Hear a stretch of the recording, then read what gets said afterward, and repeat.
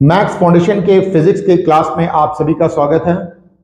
मैं इरफान आलम आपको पढ़ा रहा हूं क्लास 12 के फिजिक्स का चैप्टर नंबर 13 जिसका नाम है एटॉमिक न्यूक्लियस। और आज इस चैप्टर का डे 2 है।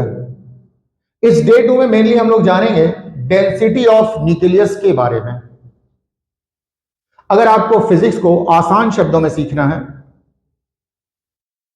और बेसिक से सीखना है तो हमारे इस चैनल को सब्सक्राइब कर लें ताकि जब भी वीडियो अपलोड किया जाए तो उसका मैसेज आप तक पहुंच जाए।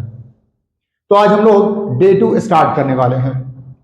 आइए इस डे 2 में हम लोग क्या सीखेंगे ये जान लें। डे 2 जो आज न्यूक्लियस का है इसमें क्या सीखेंगे, तो इसमें 4 बातें सीखेंगे। सबसे पहली चीज सीखेंगे डेंसिटी ऑफ न्यूक्लियस के बारे में। डेंसिटी ऑफ न्यूक्लियस ये सबसे पहली चीज सीखेंगे।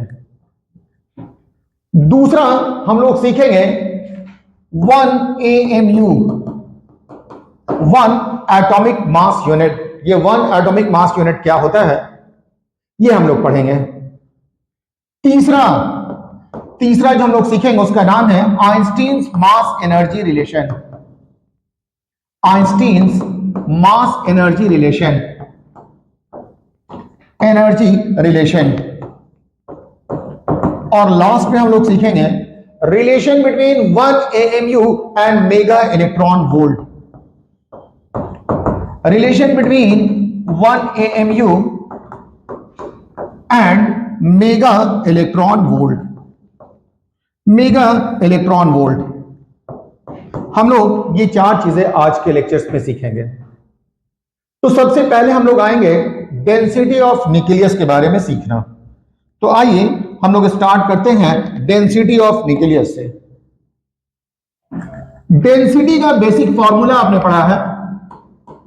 डेंसिटी का मतलब होता है मास डिवाइडेड बाय वॉल्यूम।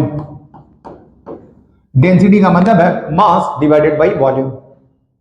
आइए अब हम लोग एक न्यूक्लियस लेते हैं। आपको पता है कि कोई भी न्यूक्लियस मेनली 2 तरह के पार्टिकल से बना होता है। एक पार्टिकल को कहा जाता है प्रोटॉन और दूसरे को कहा जाता है न्यूट्रॉन। ये प्रोटॉन और न्यूट्रॉन न्यूक्लियस में पाए जाते हैं। मतलब न्यूक्लियस में 2 तरह के पार्टिकल्स होंगे, प्रोटॉन्स होगा और न्यूट्रॉन्स होगा। Sum of number of protons and neutrons, इसको A से लिखा जाता है और ये मास नंबर कहलाता है। मास नंबर को ही नंबर ऑफ न्यूक्लियॉन्स के नाम से भी जाना जाता है। Number of nucleons, sum of number of protons and sum number of neutrons is called number of nucleons या मास नंबर। मान लिया जाए यहां पर जितने भी न्यूक्लियॉन्स है हर एक न्यूक्लियॉन्स का मास स्मॉल m है। मतलब 1 न्यूक्लियॉन्स होंगे तो मास न्यूक्लियस का मास m होगा। यदि 2 न्यूक्लियॉन्स होंगे तो न्यूक्लियस का मास m इंटू 2 हो जाएगा। अगर 5 न्यूक्लियॉन्स होंगे तो न्यूक्लियॉन्स का मास m इंटू 5 हो जाएगा। मतलब जितने न्यूक्लियॉन्स होंगे न्यूक्लियस का मास उतना से इनटू कर देंगे। तो मैंने बताया कि A मास नंबर है, मतलब नंबर ऑफ न्यूट्रॉन है। तो इस न्यूक्लियस का मास मान लिया जाए कि मास m है तो ये हो जाएगा m इंटू E। ये मास ऑफ न्यूक्लियस हो गया। अब हम लोग बात करेंगे न्यूक्लियस के वॉल्यूम के बारे में। मान लिया जाए कि न्यूक्लियस का वॉल्यूम ये V है। न्यूक्लियस स्फेरिकल शेप का होता है, उसका कुछ रेडियस होगा। मान लिया जाए कि न्यूक्लियस का रेडियस ये R है। R रेडियस ऑफ न्यूक्लियस है और इस न्यूक्लियस की डेंसिटी रो है। तो फिर से देख लें, A number of nucleons, M mass of nucleus, small m mass of each nucleons, V volume of nucleus और रो डेंसिटी ऑफ न्यूक्लियस है। तो यहां पर मैंने लिखा है A mass number of nucleus, M mass of each nucleon, V volume of nucleus और rho density of nucleus है। तो अभी मैंने आपको बोला है कि डेंसिटी का मतलब होता है मास डिवाइडेड बाय वॉल्यूम, तो डेंसिटी ऑफ न्यूक्लियस का मतलब हुआ मास of nucleus divided by volume of nucleus. तो आप देख लें, यहां पर मैंने लिखा है डेंसिटी ऑफ न्यूक्लियस, ये मास of nucleus divided by volume of nucleus. Nucleus का मास कैपिटल M और न्यूक्लियस का वॉल्यूम ये V है। और मैंने बताया कि हर एक न्यूक्लियॉन्स का मास m है और total number of nucleons a है, तो ये m बराबर हो जाएगा m इंटू a के। सिंस m इंटू a ये बराबर हो जाएगा मास ऑफ न्यूक्लियस के। एंड न्यूक्लियस का शेप स्फेरिकल होता है, स्फीयर का वॉल्यूम होता है v is equal to 4/3 pi r cube. तो मैंने मास के बदले में m इंटू a पुट कर दिया और ये 4/3 पाई r क्यूब। पिछली क्लास में मैंने रेडियस ऑफ न्यूक्लियस का फॉर्मूला बताया था। रेडियस ऑफ न्यूक्लियस का फॉर्मूला होता है r is equal to r0 a to the power 1/3। तो मैंने यहां से r को रिप्लेस कर दिया और r के बदले में लिखा है r0 a पर पावर 1/3 और इसका होल क्यूब। r का वैल्यू है r0 a पर पावर 1/3 और ये होल क्यूब। अब आप देखेंगे यहां पर r पर पावर 1/3 और ये 3 कैंसिल हो जाएगा और ये आपको आ जाएगा 4/3 r0 पर पावर 3 a। यहां a है और ये a है, ये कैंसिल हो जाएगा, तो इस तरह से आपको मिलेगा 4/3 r0 पर पावर 3।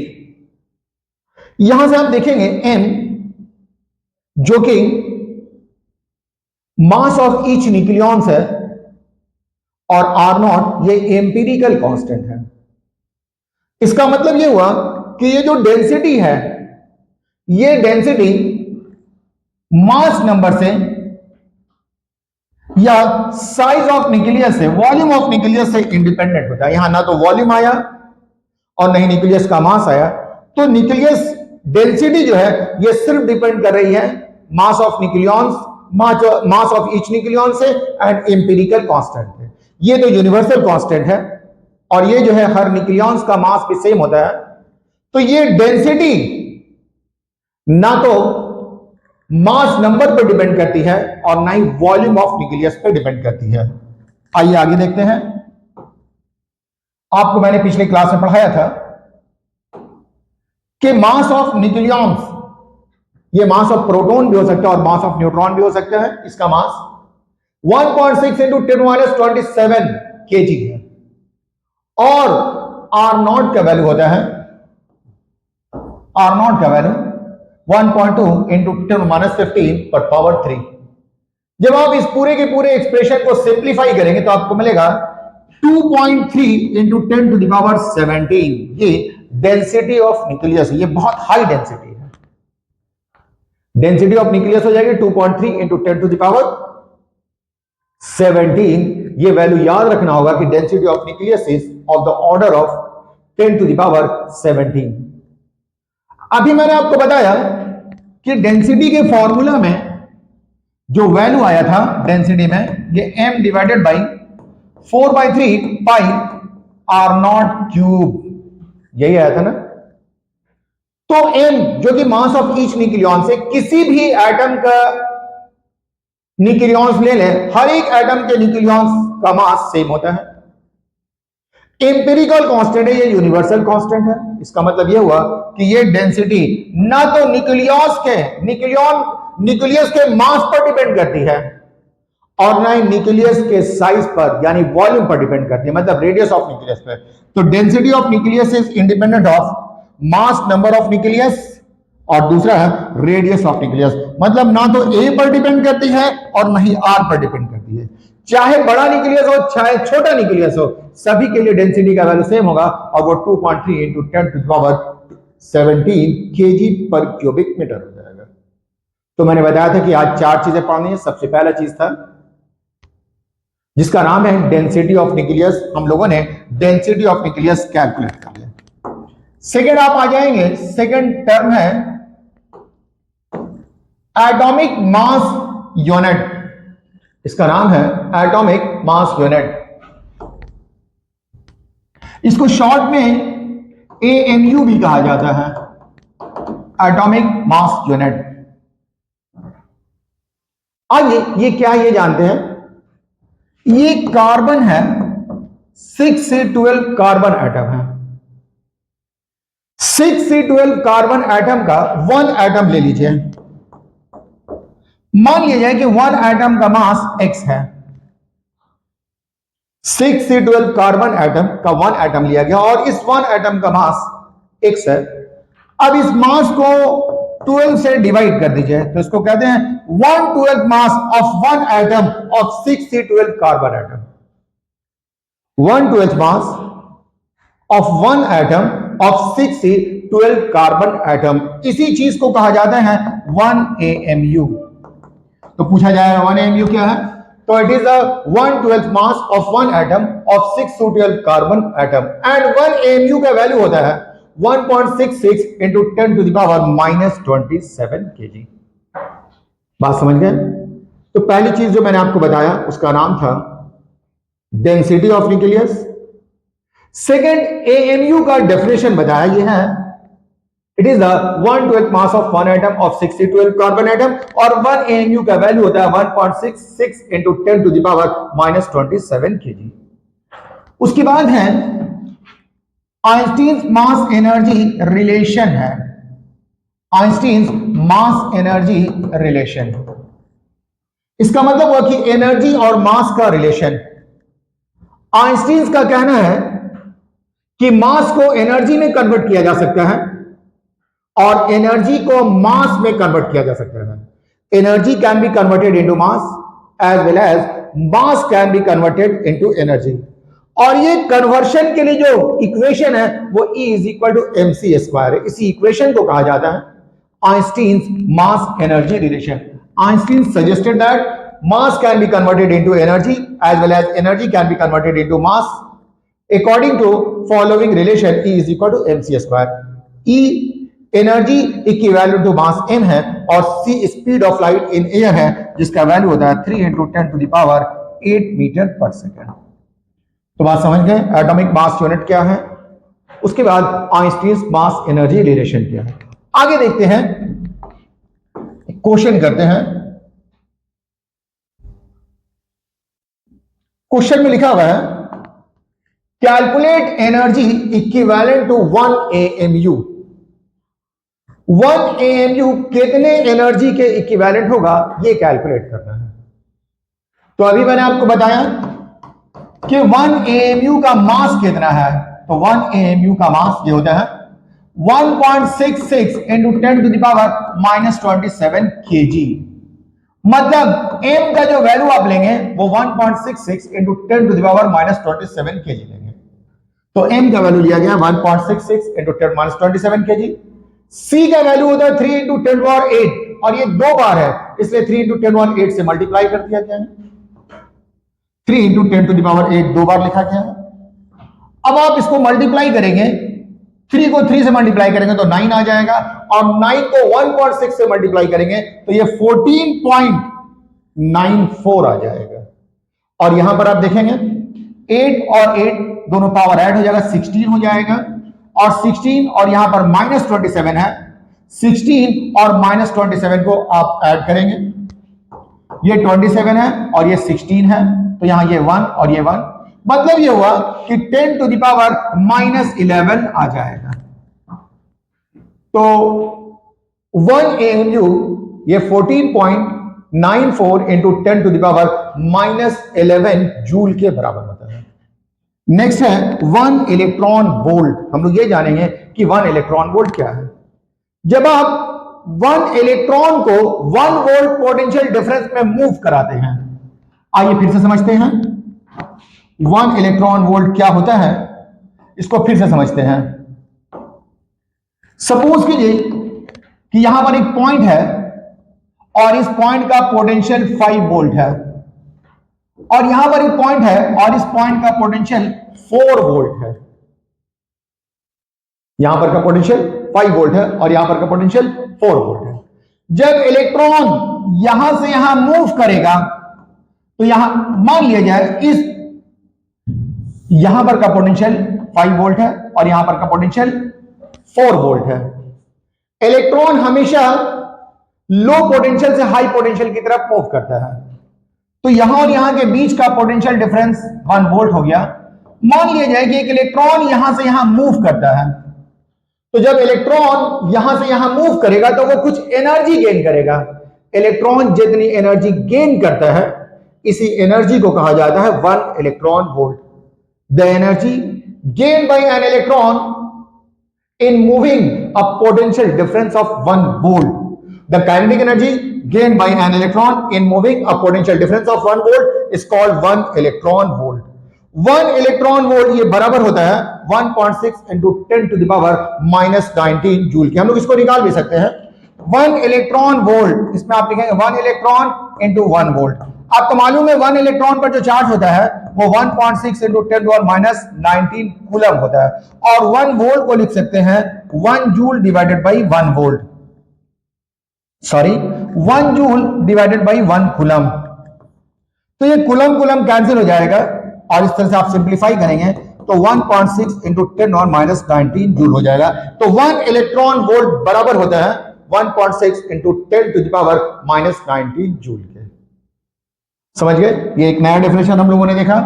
पहले हम लोगों ने पढ़ा density of electron, density of nucleus कितना होता है, फिर 1 AMU को डिफाइन किया, फिर आइंस्टीन मास एनर्जी रिलेशन किया और आइंस्टीन मास एनर्जी रिलेशन से ये पता किया कि 1 AMU में कितना एनर्जी मिल सकता है 1 AMU को अगर एनर्जी में कन्वर्ट किया जाए तो। उसके बाद फिर हम लोगों ने सीखा कि 1 इलेक्ट्रॉन वोल्ट का वैल्यू क्या होता है। आइए आगे चलते हैं। अगला क्वेश्चन है how many electron volts are in 14.94 into 10 to minus 11 joule of energy. इतने एनर्जी में कितने इलेक्ट्रॉन वोल्ट्स होंगे ये पता करना है। आइए कैसे पता करेंगे। हम लोगों को पता है 1.6 इंटू 10 माइनस 19 जूल ये बराबर होता है 1 इलेक्ट्रॉन वोल्ट के। यूनिटरी मेथड देखिए 1.6 इंटू 10 माइनस 19 जूल ये 1 इलेक्ट्रॉन वोल्ट के बराबर होता है। तो 1 जूल जो हो जाएगा 1 by 1.6 into 10 to the power minus 19 electron volt, इतने इलेक्ट्रॉन वोल्ट के बराबर हो जाएगा। तो ये इतना जूल 14.94 इंटू 10 माइनस 11 जूल ये कितने इलेक्ट्रॉन वोल्ट के बराबर होगा। तो 1 बाई 1.6 14.9 वैल्यूज पुट कर देंगे, सिंप्लीफाई कर देंगे तो 931 into 10 to the power 8 electron volt आता है। अगर आप इससे 10 टू पावर 2 बाहर निकाल लीजिएगा तो ये 931 हो जाएगा। 931 into 10 to power 6 electron volt. इस तरह से आप देखेंगे 14.9 volt, how many electron volts are in इतना जूल ऑफ एनर्जी। तो 14.9 इंटू 10 माइनस 11 जूल ये बराबर होता है 931 मेगा इलेक्ट्रॉन वोल्ट के। हम लोगों ने कैलकुलेट किया how many electron volts are इतना जूल ऑफ एनर्जी। इतने जूल ऑफ एनर्जी में 931 मेगा इलेक्ट्रॉन वोल्ट होता है और आप जानते हैं कि इतना जूल ऑफ एनर्जी ये 1 AMU के बराबर होता है। तो नेक्स्ट हम लोग देखेंगे कि 1 AMU और मेगा इलेक्ट्रॉन वोल्ट में क्या रिलेशन है। तो आइए स्टार्ट करते हैं। अगला क्वेश्चन है, अगला हेडिंग है relation between 1 AMU and electron volt. 1 AMU into c square, ये AMU मास है और सी स्पीड ऑफ लाइट है। ये बराबर हो जाएगा 1 AMU का वैल्यू पुट कीजिए 1.66 इंटू 10 माइनस 27 इतना केजी होता है और C का वैल्यू होता है 3 इंटू 10 टू पावर 8, इसका स्क्वायर क्या होता है, स्क्वायर कर दिया। जब आप इन सारी चीजों को सिंप्लीफाई कीजिएगा तो आपको मिलेगा 14.94 into 10 to power minus 11 joule. और अभी हम लोगों ने कैलकुलेट किया कि 14.94 इंटू 10 माइनस 11 जूल ये बराबर होता है 931 into 10 to power 6 electron volt के।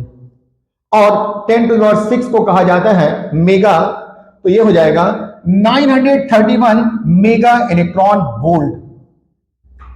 अभी मेगा नहीं लिखा हम लोगों ने। 931 इंटू 10⁶ इलेक्ट्रॉन वोल्ट। अब 1 AMU को सब्जेक्ट ऑफ इक्वेशन बना दीजिए, तो ये हो जाएगा 931 डिवाइडेड बाई c², इतना इलेक्ट्रॉन वोल्ट। इसे आप लिख सकते हैं 1 AMU this is equal to 931 by c²।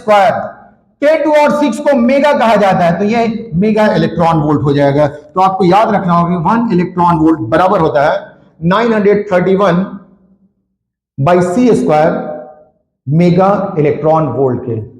तो आज के लेक्चर्स में यही 4 बातें थी। डेंसिटी ऑफ न्यूक्लियस, 1 AMU इसका definition, Einstein's mass energy relation, उसके बाद AMU and mega electron volt के बीच का रिलेशन। ये चारों का चारों रिलेशन इंपॉर्टेंट है, आप इसे याद कर लेंगे। तो आज के लिए इतना ही, बाकी बातें हम आपको अगले क्लास में बताएंगे। ठीक, ओके, थैंक यू।